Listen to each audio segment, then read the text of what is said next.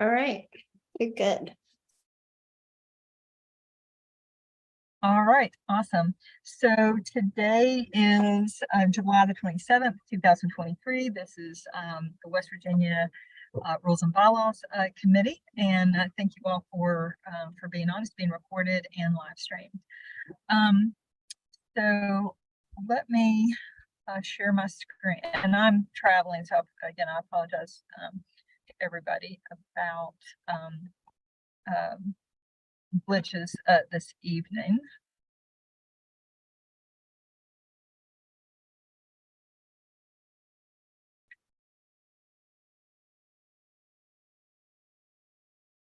All right, so here is our draft agenda this evening.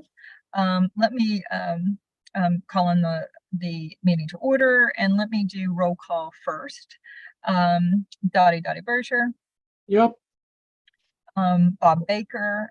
He texted me just a little bit ago. He has some out-of-town guests and said that he was not going to be able to join us this evening.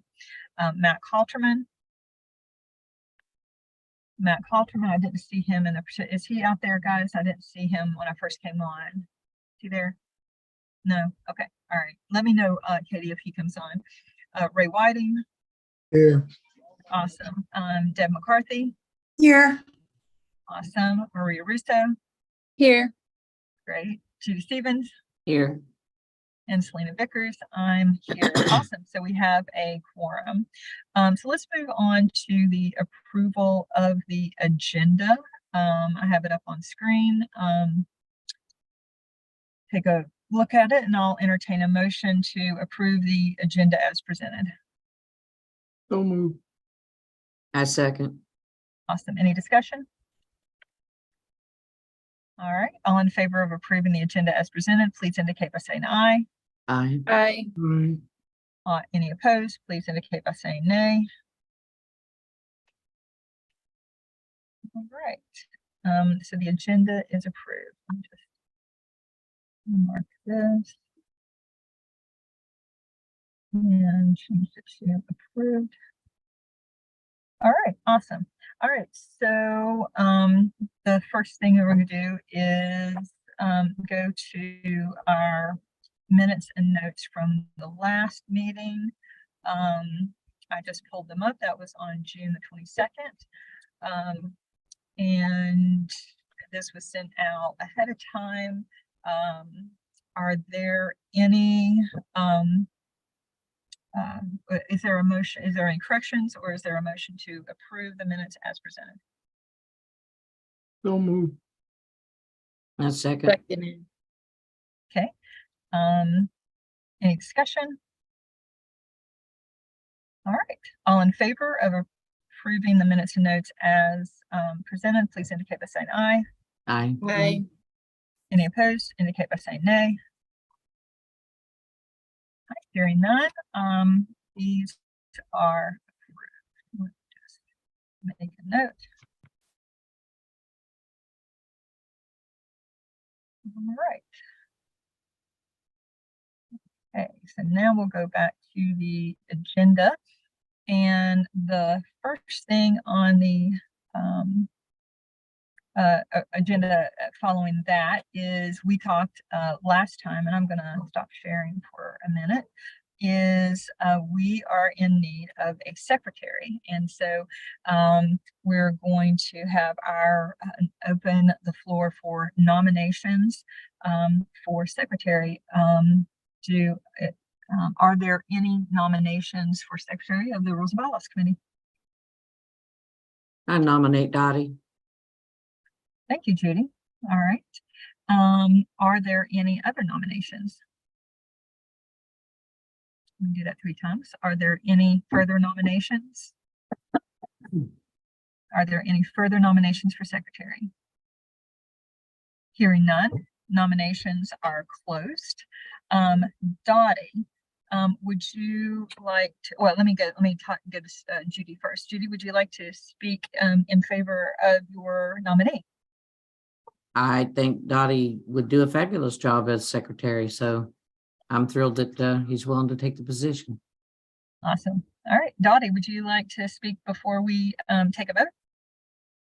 Uh, That's like speaking before you being sentenced.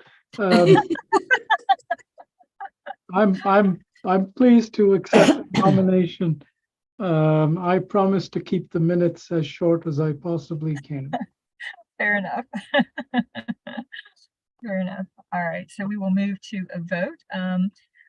All in favor of Dottie Berger as to be the secretary for the Rules and Bylaws Committee, please indicate by saying aye. Aye. Aye. Any opposed, please indicate by saying nay. All right, so definitely the ayes have it. I think that was unanimous. Dottie, thank you so much for being willing to serve in this capacity. I'm sure we all very much appreciate it, and I'm glad to help you in any way that I can as we transition for this. So thank you so much, Dottie. And don't think I won't hold you to that. Fair enough. Fair enough. All right, well, let's go back to, and we had, when we spoke earlier, all of these meetings are recorded. Oh, and Katie, if you wouldn't care, something I've been meaning to ask is if we can hit the transcript button or the captions button, it really makes getting minutes much easier when we have a copy of the transcript, and just by enabling captions, you can get a full transcript. Is that possible to do? Oh, here it is. I can do it right here. Transcript. If you guys will help me remember to do that in the future, it really makes minutes. I will. Thanks, Selena. Go ahead. You should be doing that anyway. Got a little traffic issue. Okay, great. Thank you so much. Okay, so let me go back to sharing this. All So right. where does the transcript appear? Excuse me, Katie.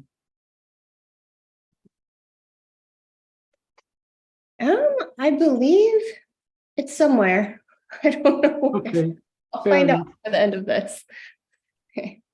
I know it, More. I know I've seen it appearing in the bottom of the screen on occasion, but is there a record kept of it? Yes. There is somewhere. I assume it's in our Zoom account, but I'll look.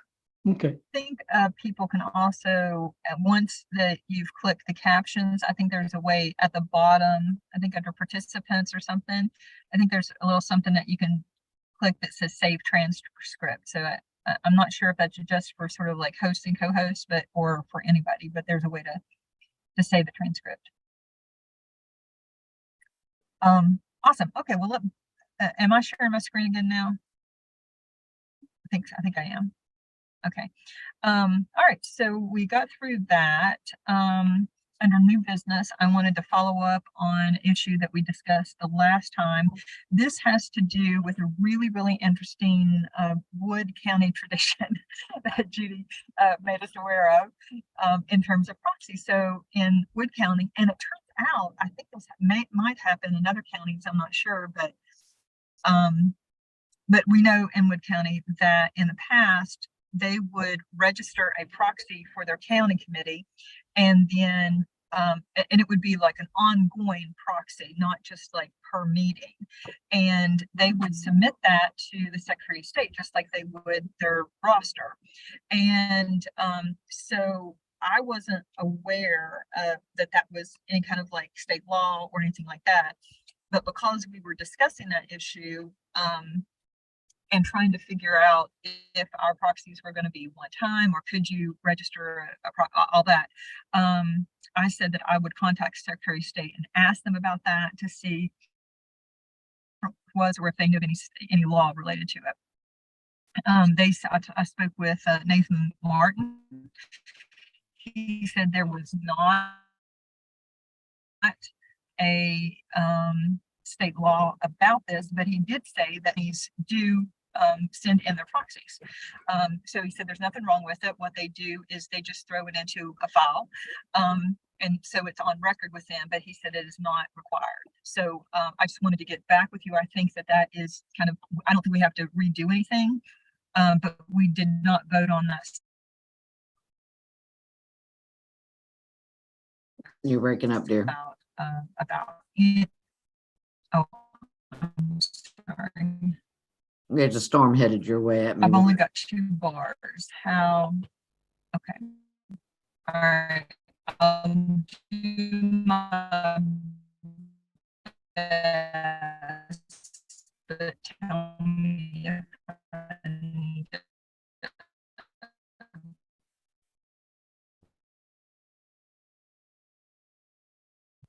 do anything different. All right. I don't know if you guys heard me say that, but it sounds like there's no further conversation about that. So Well, we missed about the last 5 or 6 sentences you said because you went into robot. okay. Oh, I'm so sorry. Is this a better? It's not your fault. Is it better now? Yeah. Okay. All right. I just wanted to give you guys an opportunity to process that information about the Secretary of State and see if you had any additional thoughts about that. So is it allowed to have, like at the beginning of your term, to appoint a proxy and keep them for indefinitely, or? He said to follow your, because there was no state law about it, he said just to follow your state, your party bylaws. So it would be up to us if we wanted to allow that. And I think and we can go in and look at that. But I think what we drafted and what we said is that we wanted it to be a proxy to be per meeting, to be specific per meeting. 1, because we didn't have very many. 2, because we don't have that many meetings anyway, maybe for a year. Also, because of the attendance policy, we didn't think that there would be that many proxies anyway. And 3, that it was important to us that if there was a proxy, that they would need to know what was going on in that meeting. So that sort of I think summarizes our discussion about the proxy. So if we want to make it that you can register one, we can do that. And then of course it'll be up to the state executive committee to approve that. But as I understand it, what we went with last time is to have a proxy for each meeting. Okay, but the counties, if they so chose to do so, could make it so that, because they meet every month. Unless we decide to prevent that or prescribe that on the county level, I think when we should probably go back to the county level and look at that. But I'm kind of thinking it would be up to the counties to, at this point, with what we have right now, I think it'll be up to the counties to prescribe that. What do Yeah, y'all that's think? what I was saying. It'd be up to them, and this would apply just to the state meetings, not the counties. Mhm. Okay. Unless we want, I mean, again, unless we want to put it under general provisions that we want it to be per, but it's, yeah. Okay. All right. Well, we can always revisit that, but I think we're good with how it stands right now for the committee. That sound good? So let me try to summarize. What we said was that we would not allow permanent or continuing proxies for the state meetings, but counties could set their own rules. We did not say anything about counties. The part that we discussed last time was very specific to the state executive committee. We didn't touch what the counties can or can't do. And if you want, we can go in and look at it. Do you want to look at, pull up the drafting document and let's look at that language? Well, it makes sense to me if we didn't say it, to say it, that if counties want to do that, they could, bearing in mind that they still have to keep the free meeting rule, do they not? Well, because we didn't really want to, we don't really know what to do about their attendance. I think we want them to have some type of attendance policy, but I think we have to be careful about them because some of them meet quarterly, some, and they're only they're, as of right now, they're only to meet quarterly, which I think is reasonable. But some of them meet monthly. And so if we prescribe so many, like 3, you can only miss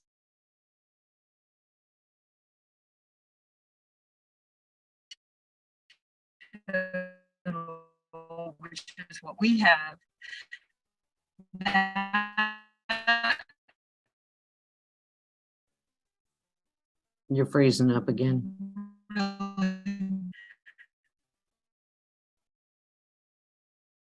really getting a notification that my service is a little bit better now.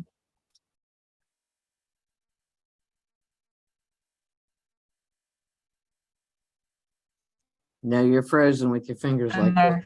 Still froze up, or am I doing better? Now I can Okay. not Can you seeing hear a me? picture, but I can hear your voice, and that's the most important part. Okay, let me turn off my video. Let me see if that helps at all. Okay, now I am really close to having Wi-Fi. I should have Wi-Fi in about 5 minutes. Could you guys go ahead and maybe pull up the drafting document? And maybe Kate, I don't know, if somebody could share that, and I'm going to jump off just for a minute and get situated and join back with you guys in about 5 minutes. Would that be okay? Yeah, Katie, I don't know if you can Yeah. put us on pause on YouTube or what, but I'll leave it up to you guys. Just know that you might still be on YouTube if you start telling dirty jokes, okay? Okay. be lewd, crude, and totally socially unacceptable. Okay, I'll be back on in like 5 minutes. No, I don't want to pause the YouTube because it would start a whole new one, if that's okay. So we can either just be quiet or I can make someone else. I'm a co-host and you can share your screen, or if you want to wait for Selena, totally up for you all. Did she say that she wanted someone to put up the The document, yeah. the documents? Yeah. Can you do that, Katie? I'm sure. I don't know if I'm allowed to be involved at that level. I'm sure that counts as tech, right? Just showing. Oh, Well, I have it somewhere here. if you'd email it to me really quickly. It's just the bylaws. Well, yeah, no, wait a minute. Never mind. Do you have the ability to share, Daddy? I Share can your make him a screen. Here we are. co-host. I have the bylaws here. Now, I made you a co-host, so you can share your screen if you're able. The document was in the email that she sent out, so you might be able to click on that. yeah, I have the PDF version. Now let me see. Now I need to get back onto Zoom. It's awful being so illiterate. Share screen. Okay.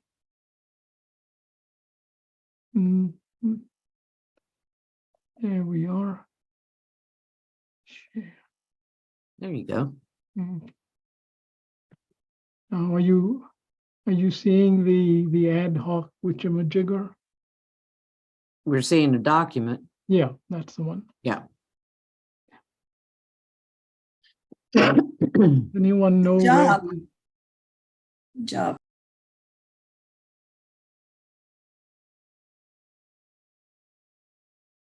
Do you know where the proxy section is? It would be, I think, above that, Dottie. Good. I think it's under Article 5. Oh, okay. Then below that.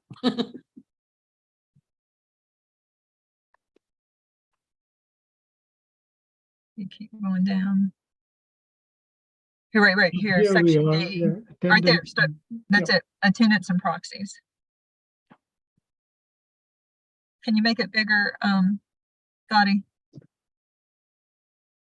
Easy for you to say. All right, I think it's Okay, C. Oh, let's see. Oh, there we go. I think it's C. Yeah, go to the very bottom right there. C. Any member of the West Virginia State Democratic Executive Committee who is unable to attend any meeting of the SDEC may appoint by written proxy a Democrat who is a resident of West Virginia, so it can be all of West Virginia, to serve during their absence. And then it goes on to say how it can be sent and that sort of thing. And that they would be available at the beginning of the meeting for review. So, so as it stands right now, it's, and what we decided on last time is that it's a written and any meeting, who's able to any meeting, may appoint a proxy, who's a resident.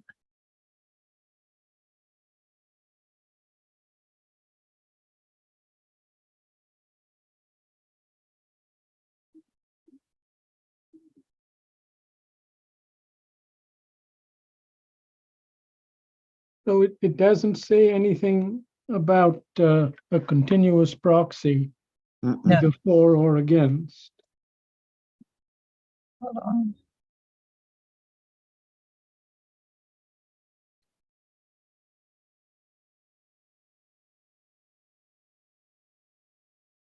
The first line, the first sentence says to serve during their absence.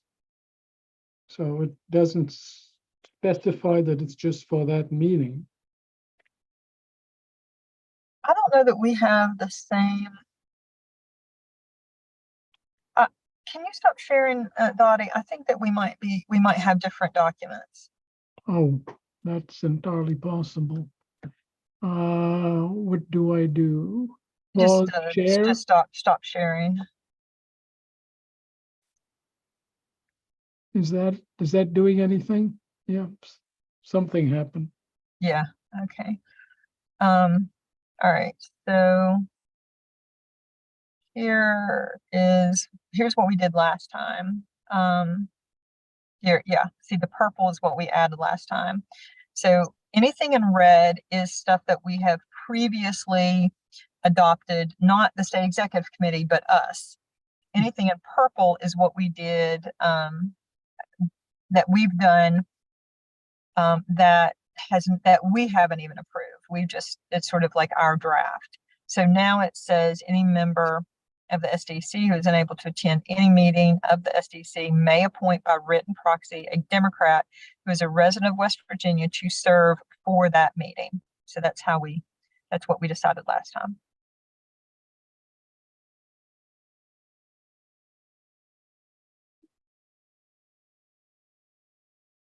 And again, this is specific to the state executive committee. We have not touched on county executive committees, and we can come back to that later if you want.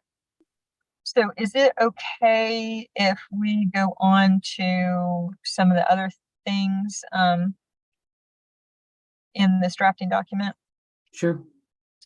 All right, so one of the things that I have on the agenda was voting versus non-voting chair. We spent a lot of time talking about that last time. And if it's okay with you, I don't want for us to revisit it because all of us were on that call and talked about it. The one member that we did not have is Matt Halterman, and we really want, and it'd be different if we had consensus amongst ourselves, but we all had different thoughts about that. And so we wanted to get Mac's opinion on that and then revisit it. So since we know that we all don't agree on it and Mac's not here tonight, I would recommend that we just sort of skip over that particular issue and go on to talk about resolutions committee, if that's okay. Is that all right with you guys?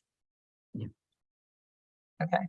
Yeah, that's okay. I just have a question about that, Selena, really quick. No, go ahead. Since Yeah, go we ahead. had so many kind of like conflicting opinions and just like ideas of how it could be handled. It could like some homework be, and maybe somebody already has this, I just don't know that I have seen it, but maybe either while you're at the meeting in DC or some other time before our next meeting where Mac is on, if we could like maybe get some resources to see how other groups might handle it, just because that might help might help inform like the information that we have to make a better decision. Does that make sense? Absolutely. Okay. And it's something I thought about too.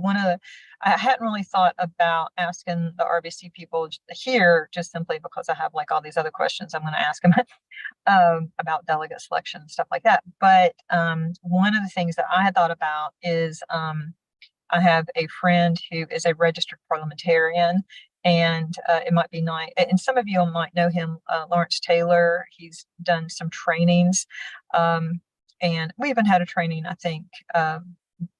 Anyway, I thought about maybe asking him to get his input on it as well, or we could even, if you wanted to, we could even invite him to to come on and speak to us and let us pick his brain about that or any other issue. So I think homework is a great idea, Maria.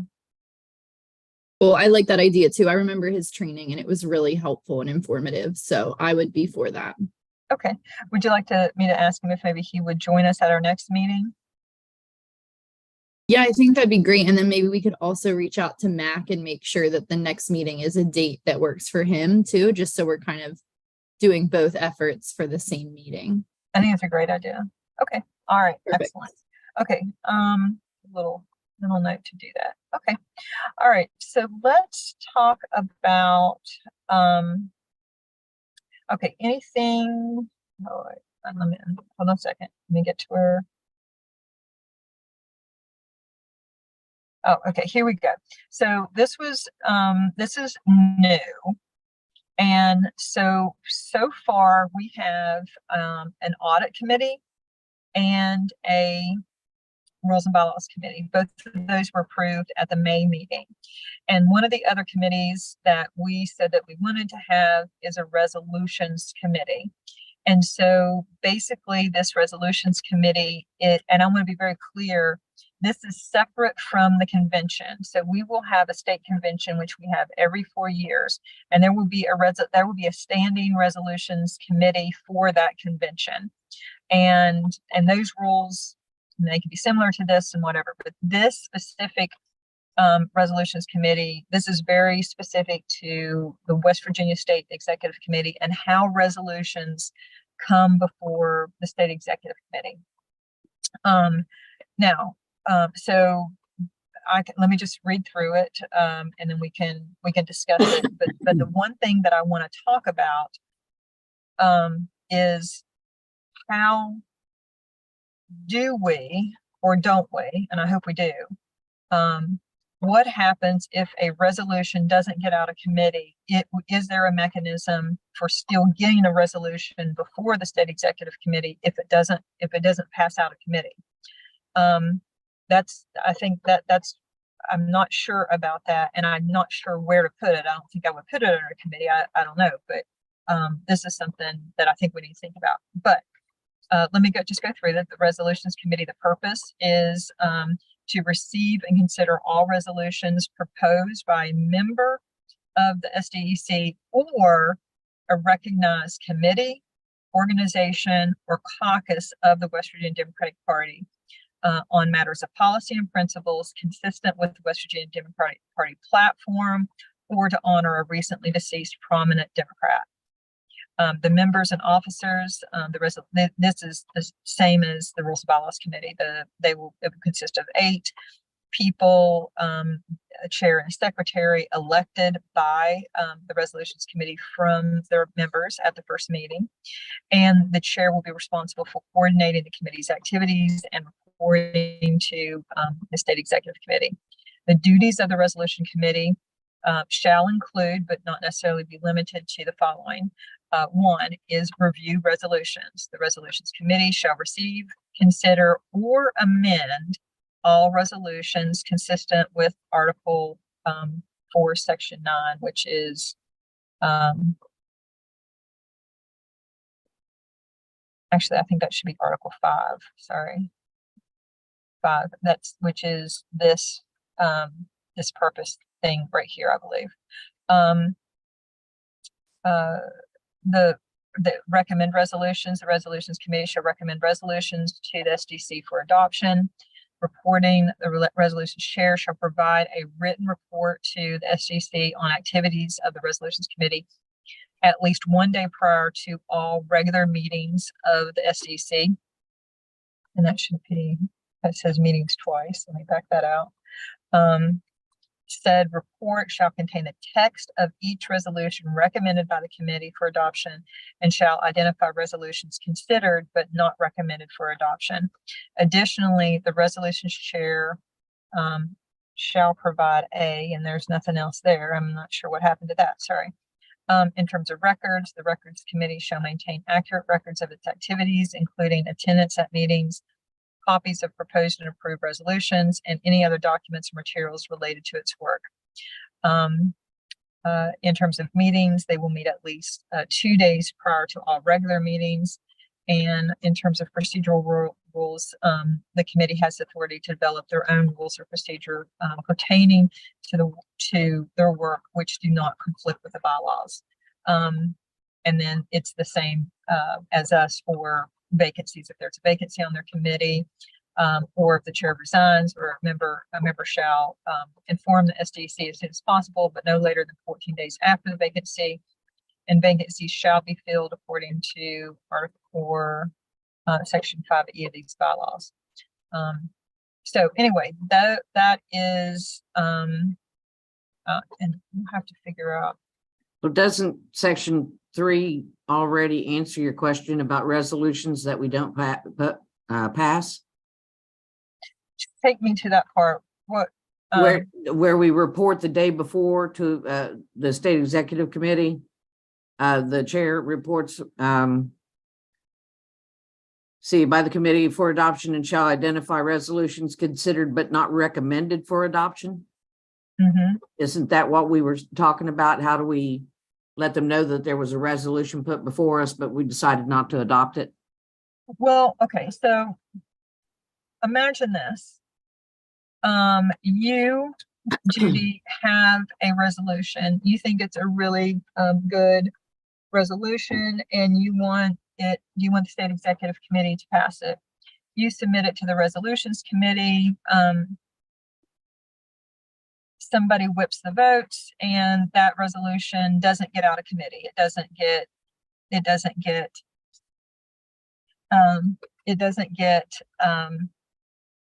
Adopted.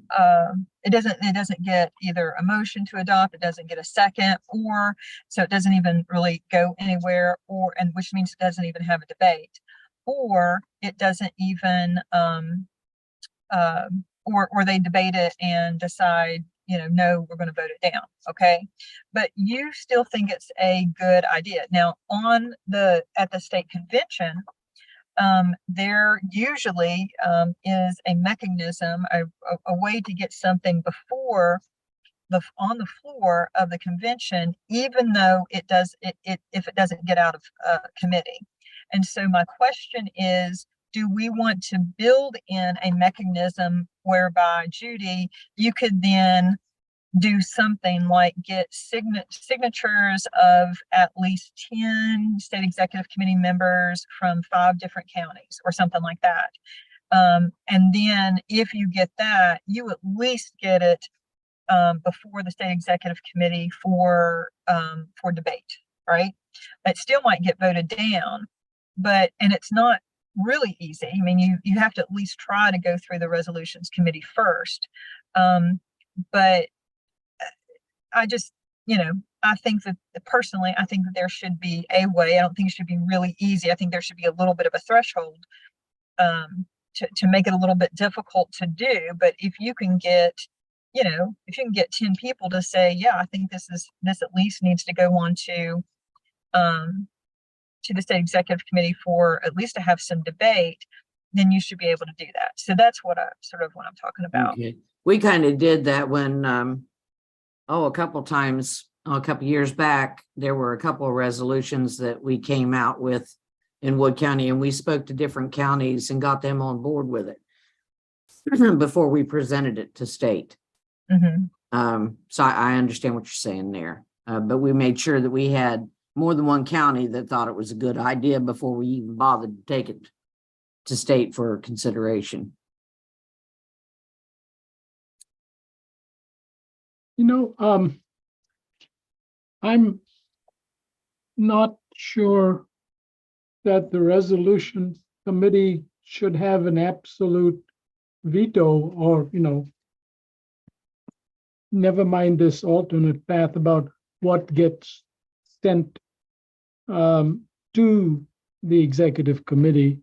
I think we can send it to the executive committee with a recommendation for or a recommendation against. But I think unless it's something that violates, and I think the role of the resolution committee maybe ought to be just to make sure it doesn't violate the bylaws of the organization. And then we can say, well, it doesn't violate the bylaws, but we're recommending a vote against this, and we're passing it up to the main executive committee. Or we're recommending for this, and we're passing it up to the main executive committee.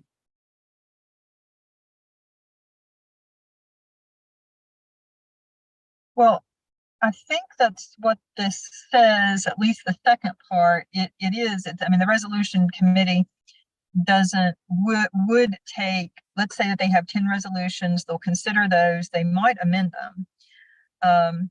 And then they would recommend them for adoption or not. I think what you're saying is you don't think that they should have the ability to say no. Yes, that's what I'm saying, because it says in the paragraph above that, where is that? You know, that it will only forward those that it recommends for adoption.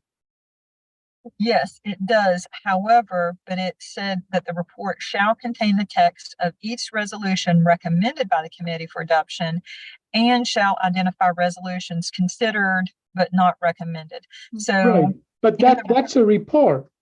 That's, you know, with all due respect to reports, it's not going to get read before the meeting. And this is going to be on the floor during a meeting. And it'll never get on the floor. It'll be in a report. okay, well,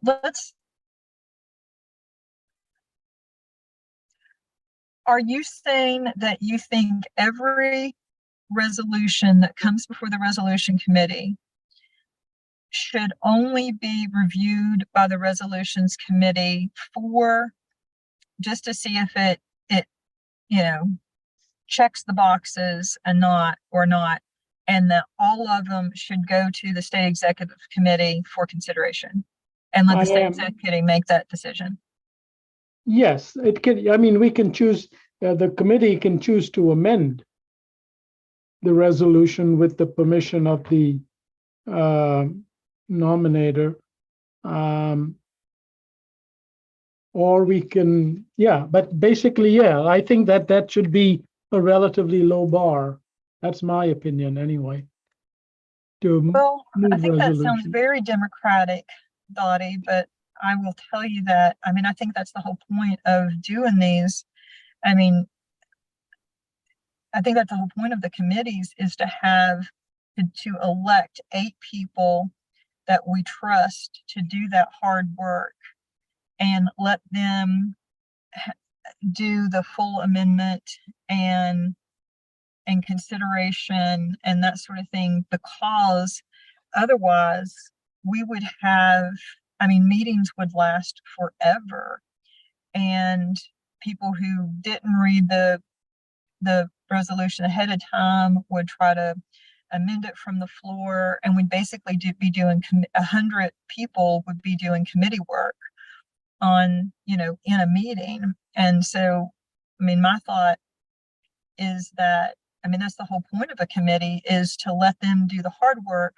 But what I suggested, or what, I don't know if I suggested it, but I sort of like threw out my hope, is that if there is somebody that really wants to have, you know, push that and do exactly what you're saying, Dottie, that there's an ability to do that, so that if they really want it and they think that they can get support for it, they can still do it. It's not impossible to do it. But I do have a little concern about, you know, having every resolution go to the floor.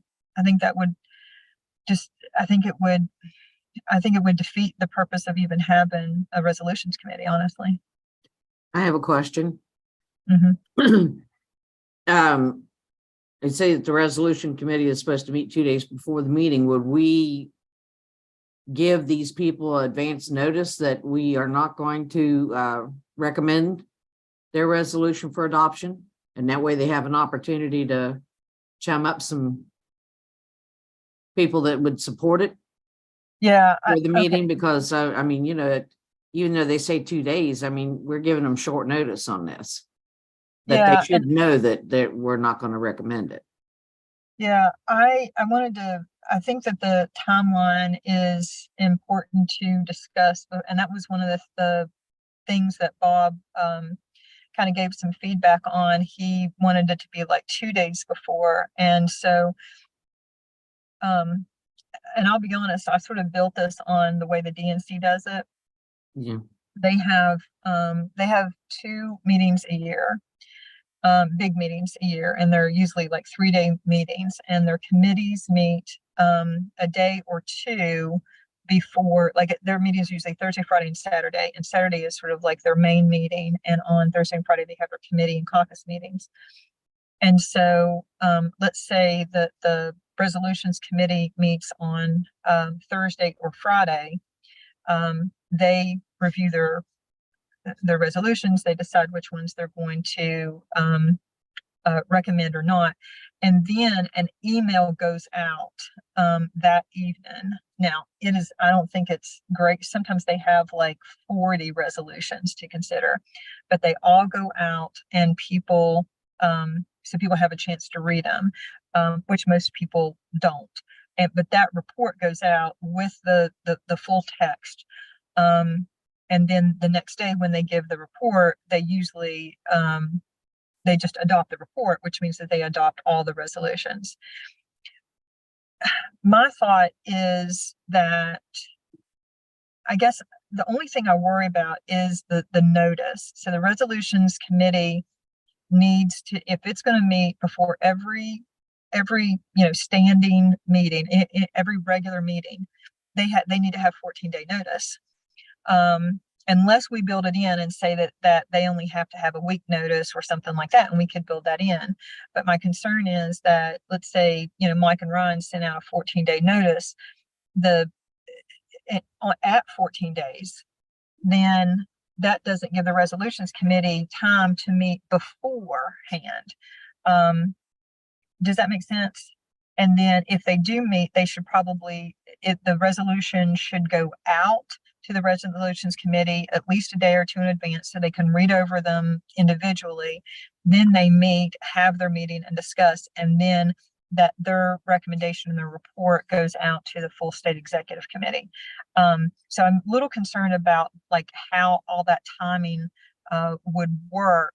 But I agree that it's important that, one, the resolutions committee has plenty of time to read it and know what they're doing, and two, what they're doing with it, and two, that they get a report out to the state executive committee members so that they have exactly what you were saying, Judy, an opportunity. And usually what happens is the people who submit resolutions, they are told ahead of time, the resolutions committee is meeting at this time. And not always, but more times than not, the person who submits the resolution is there in the meeting, and they recognize them and allow them to speak to the resolution and to answer any questions. And so if it fails, they would know. But if they're not in that meeting, I think that they should be contacted as soon as possible to let them know that it failed, so that they have time to, if we build in this, you can take it to the floor, that they have an opportunity to do that. Yeah, and it also depends on how many resolutions are given to the resolution committee to address. I mean, you get a bunch of them, because people have got to be in their bonnet about something, and you get a different one from everybody, those meetings are gonna be long. Well, at our last meeting though, how can anyone remember how many resolutions there were introduced?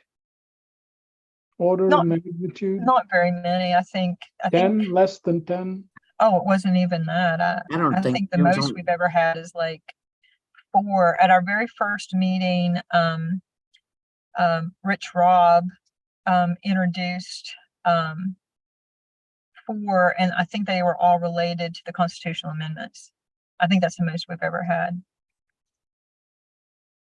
But we also have never really had this mechanism to do this. And so when more people learn about it, county committees might have something they want to submit, and caucuses might have something they want to submit, and the Young Dems might have something they want to submit. So I think as people learn the process, there will be more.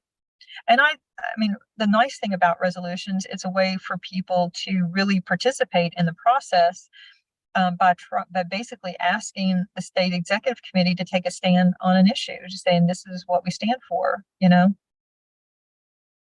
And then you can take that resolution and then you can share it with the media or other people and say, the state executive committee, they took this stance on mountaintop removal or on water quality or on the actions of a particular senator that you didn't care for. We have done resolutions like that. yeah, there'll probably be some of those as well.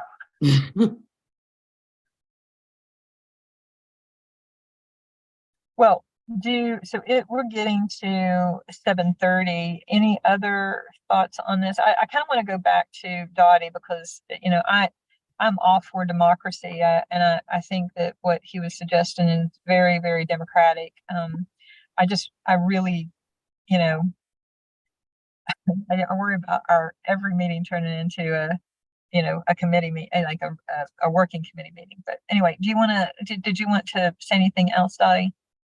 No, I guess not. You've been doing this a lot longer than I have, so I respect your opinion on the matter.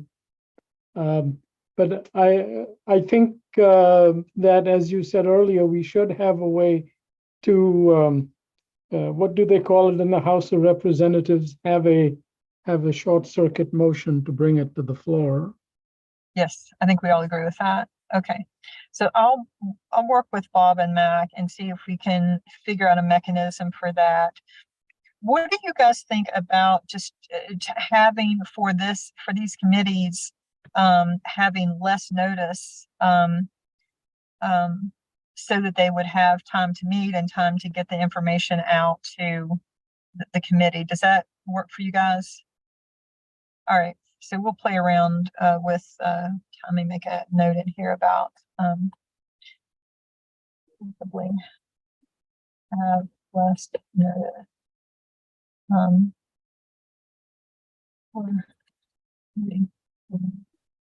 Okay. All right, that's good. All right. Let me see what else we wanted to discuss. Something was brought up today at that finance meeting about another committee too, the financial committee. Mm-hmm. Did we want to talk about that any? Yeah, I think I want to go back through my notes, but I think that we said early on that was one of the committees we wanted to have as a budget and finance committee. Now we haven't drafted anything to that effect, but that was my understanding is that we were going to include a budget and finance committee. We just haven't got to it yet. Okay, Are you guys still good with that? yeah. Yeah. Okay.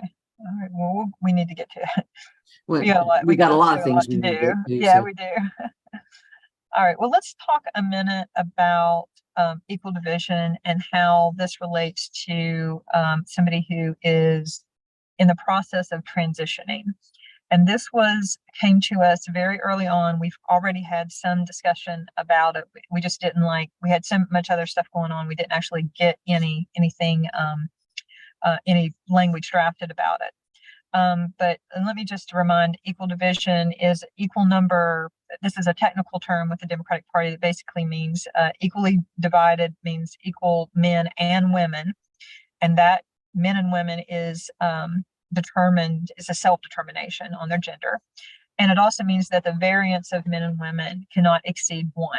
So if you have 9 people, you would have, you could either have 5 men and 4 women or vice versa. Or you could have, let's say, 4 men and 4 women and a person who identifies as non-binary. So it does have a caveat for non-binary. And it also has this term as practicable, that shall be equally divided as practicable. So sometimes it's not practical to do so. Okay. So the situation that was provided to us was, okay, there's a lot of positions within the Democratic Party that are male or female, like, anybody that's on their county executive committee. Can you hold on? Let me hold on just 1 second.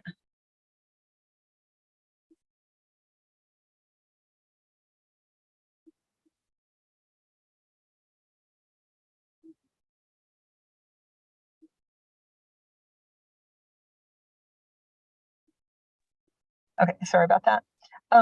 So if somebody is transitioning, but they, for me, I ran as a female position for Fayette County Executive Committee, female New Haven. I'm in the New Haven district, and Judy ran as a female for Senate District. What's your Senate District, Judy? 2. 2. So she's a female. All right. So if I were to, so there's lots of very gender specific positions in the Democratic Party. And so what do we do if somebody transitions to a different gender during their term? Let's say I'm elected as a female, but I transition during my 4 years. And how does that relate to equal division? And the previous discussion that we had this like one of our very first meetings that, of course, Dottie wasn't with us at that time, but if I remember correctly, and please correct me if I'm wrong, but we thought that people should be able to maintain that position. And then the next term, that they, run under, like if I transition to male, the next time the next term I run for the male position, right? And so anyway, so we wanted to figure out how to codify that in our bylaws. And so I don't want to adopt anything tonight because I wanted to talk to a couple friends of mine who are transgender and to just see how they feel about it. But I have talked to some people in the LGBTQ community to get their feedback, but I did want to talk to some people who are transgender. But so far, the draft language would be to this effect: a member elected to a gender-specific position may, so they have the choice if they want to, do something else, that's fine, but they may serve out their term in that position unless they resign or they're removed. So there might be, times where they need to be removed. They're just not doing a good job. They're, attendance policy or whatever, and they may resign. But aside from that, they may serve out their term in that position. So I'm curious if, one, we're all on the same page with the sentiment or the spirit of this, and 2, where we're at with the language of it. Well, the language is good, but my thought process on this is, if somebody is elected to a specific thing and then they're going to transition, wouldn't they know that they're going to be in the process? I mean, transitioning is a long process. So wouldn't they know prior to taking that position that they weren't going to stay that gender, they were going to be another, you know what I'm saying? Yeah, I don't know the answer to that. I mean, these are long terms, 4-year terms, so I don't know the answer to that. Most And people and that transgender, they know when they start the transition while they're still teenagers. They start taking the drugs and that kind of stuff. They may still be, male or female, but they are taking medication to make that transition possible. So it's not something they do in like a 4-year term. It's takes many years and a lot of psychiatric care and other stuff. And that was just my, I mean, they know that they're going to do this. So how would you deal with that situation?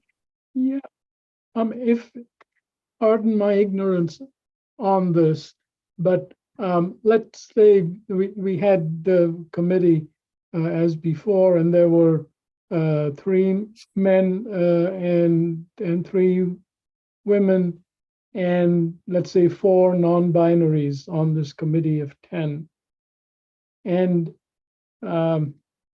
let's make it 4 women and 2 non-binaries. And one of the people was transitioning. I guess if the male was transitioning, then would they devolve at that point to a trans or a non-binary first? Non-binary is they don't relate with either sex. Yeah. Transgender, you're born a male and you feel like a female, so you're making a movement to become. Right. So So that the non-binary, I mean, Right. they don't associate themselves with either gender. right. That's a stable Yeah. situation. But trans is not a stable situation. No. They feel like that they were born one, but they Right. feel like they're the other.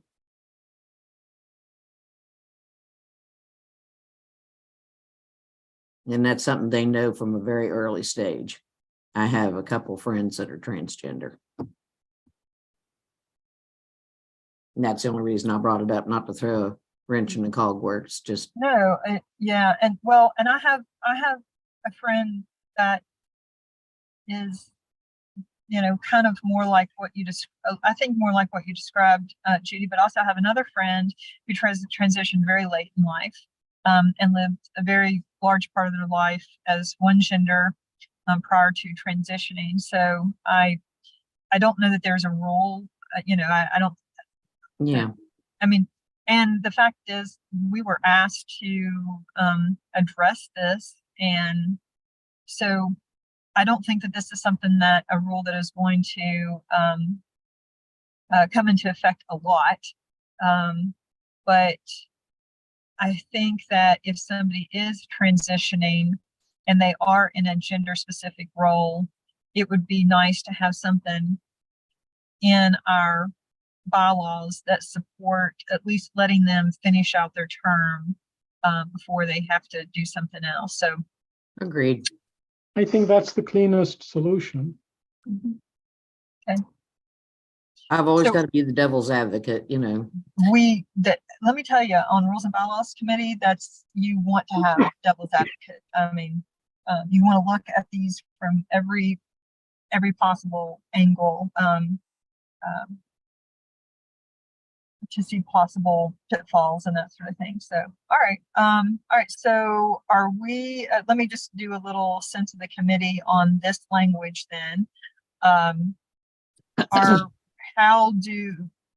do we feel, do you, for the most part, give me a yes or a no, do you feel good with this language? let me just Yeah. kind of go down. Deb, Yes, because as Democrats, we need to protect their decision and their right to transition. I don't think there can be an organizational punishment or decision to remove them. It's their right to identify however they want to identify. And what we elect is the human being first and the gender second. So if somebody transitions, I don't think they're changing their humanity. They're just changing how they identify. right. Okay. Thank you. All right. Let me go to Maria.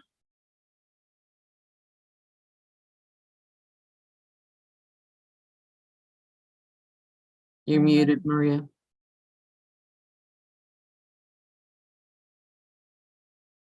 All right, I'm gonna skip Maria and come back to her. Ray.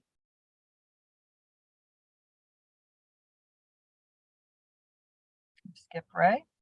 Can I make a suggestion for Yes.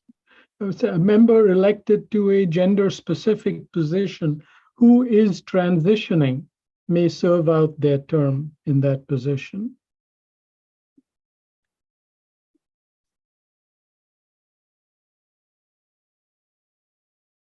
Well,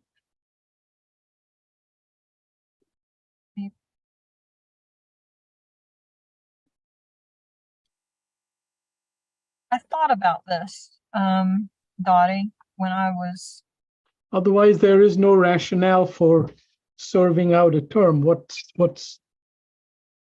the problem? yeah, I think what I was, so I started out putting this, and my reasoning for not concluding it is then I feel like we have to start putting definitions in of transitioning. So, I mean, I think we know exactly what that means in terms of like our discussion here. But I think somebody could say, oh, well, I'm transitioning from Fayette County to Raleigh County, so I should be able to serve out my term or something like that. And so I felt like we would have to then identify what is transitioning. We have to put a definition of it. And then, and I also thought, well, then we'd have to, a member, I even thought about putting a transgender member. And then I thought, well, maybe people who are transgender wouldn't necessarily want to be identified that bluntly in the bylaws or something. Anyway, that's sort of why I ended up with the language that I did. And it took longer for something as simple as what we're trying to do.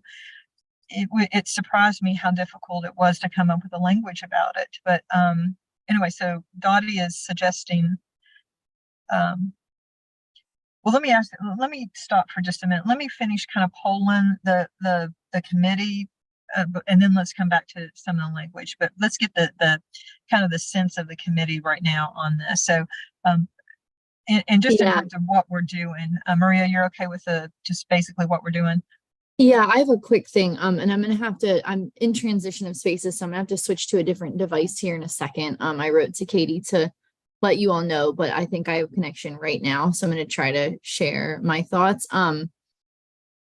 I think this is a tricky situation in this document, and in these rules and bylaws in general, because from my entire experience with the state executive committee, I have really felt like the definitions of gender, even from when I put my name on the ballot, are pretty limiting. It's just like very gender forward based on how we like define, one man and one woman, or one female, one male from various counties. And so I think that's like, from a larger perspective, why we're having this obstacle or dealing with this roadblock right now. So for me personally, I feel like it's not necessarily confined to this specific issue. And I appreciate people's points that they've shared on it. And I know that some of that is also written into state code to kind of equalize between various political parties to like set the same rules across parties.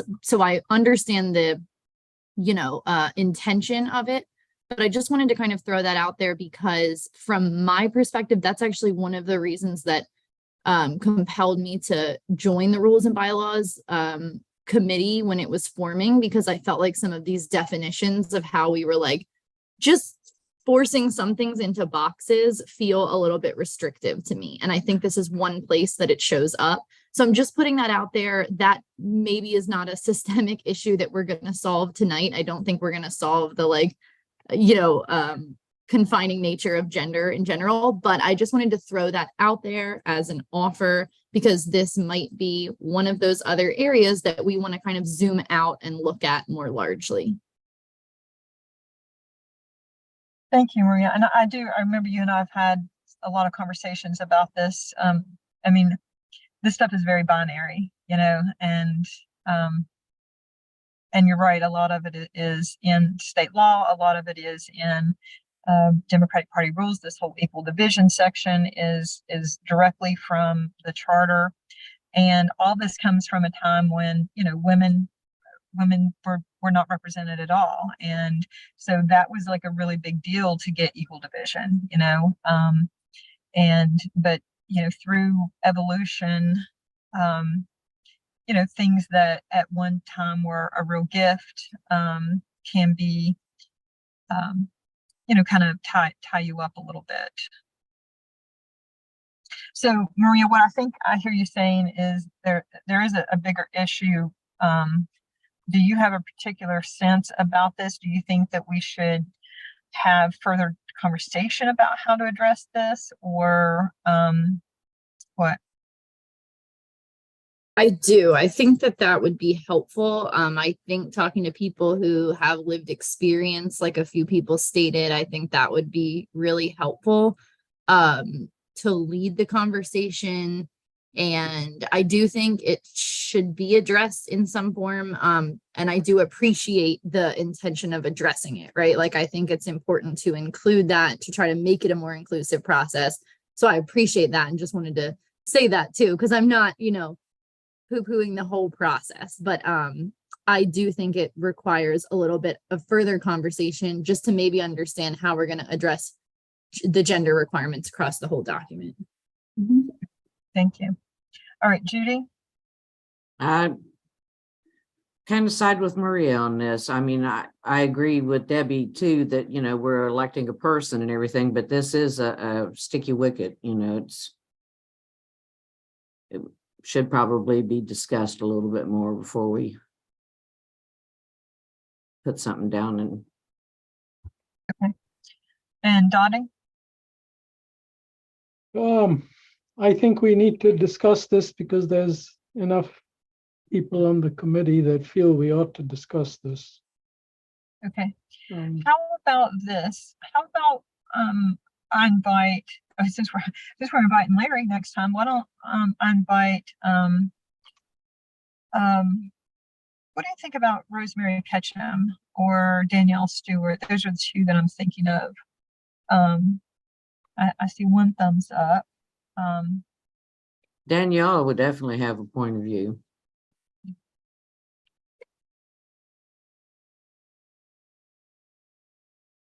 I think it's a good idea. Like none of us is transitioning, and maybe somebody who has or is contemplating it should be consulted. I like that idea. And I think it would be helpful probably to give really clear idea to them when we reach out about what our goals are of like what exactly we're trying to accomplish, because I think then I don't want them to feel, put on the spot to share anything that they don't feel comfortable. I agree. Yeah. I think just saying like, hey, this is a process we're working through. And so that way they can show up in whatever ways feel comfortable to them, if that works. Yeah. And just so you know, I did, I was me and Rosemary were texting the other day, and I was trying to talk. We just couldn't find a time to connect. So I think that, and I did tell her what I wanted to talk to her about. So I agree completely. We don't want to bring them onto a, you know, a live stream thing and hit them up with, you know, something that could be very personal. So I will definitely talk to him about that. Okay. All right. Totally. I love that. Thank you for bringing in these people too, because I think, you know, some of these conversations, I just don't feel like the expert on all of these different areas. So I really appreciate the effort made to do that. Yeah. Oh, my pleasure. Okay. I'm going to stop sharing now. On the agenda, the last thing we had on the agenda is discussion of caucuses and councils. And we have talked about that before. And that's another thing, Maria, that you and I have talked about, or, you know, how we want to build the Democratic Party. And it's, you know, people, I think I can turn my video back on now. You know, people, you know, we've talked about having an environmental council or a labor council. I mean, we want to bring people into the party, and but we need to have rules for how people do that, right? And so one of the things that I'm going to do is to request from the DNC, because they have different caucuses and councils, and see like what are the requirements, how do they go about doing that, and that sort of thing. So I wanted to just I just wanted to mention that because I think that we should be proactive, and I know that it's there are two things that I think we really need to do over the next several months. One of them, I think we have to address the Affirmative Action Committee and the diversity caucuses. I mean, one of the things we've said all along is we need to provide more direction and structure for the caucuses. And we also need to provide a way that other people can form groups to have some kind of input and participate on the state executive committee. So those things. And then the other thing is we have to look at the state convention, because we have a state convention next year. And that section, I don't want to say it's a mess, but there are some things that I think we really need to look at, because people are going to, especially county chairs, are going to be looking at that section and wanting to know what to do and how many people to elect and that sort of thing. So I think we just need to do some shaping up on that. So those are two things I think are that we really need to spend some time and energy on. Agreed. Okay. All right. Anything else? Oh, let me say when our next meeting is. So we are the 2nd and the 4th Thursdays at 6:30. So our next meeting is August the 10th. For some reason, I think I'm going to be out of town that time too. Let me just double check. I'm going to be out of town on the 10th. Okay. I'm going to be out of town the following week, so I'm good that week. Is that Deb? Could you still join us, or is it you're going to be out of town and off the clock? I don't know what the circumstances are going to be. I'll be in Minneapolis, so I think I'll have connection, but I don't know. I don't know. Okay. All right. Well, if you're not with us, we will miss you and hope that you are having a good and safe time. Ray, are you back from your trip yet, or are you still hanging out at Clearwater? No, I'm in here in West Virginia. Oh, are you? Okay. Well, I'm back home, country roads. Okay. Awesome. All right. Okay. Anything else before we adjourn tonight? Okay. Really great discussion. Thank you all so much. I really appreciate each one of you. And Dottie, again, congratulations.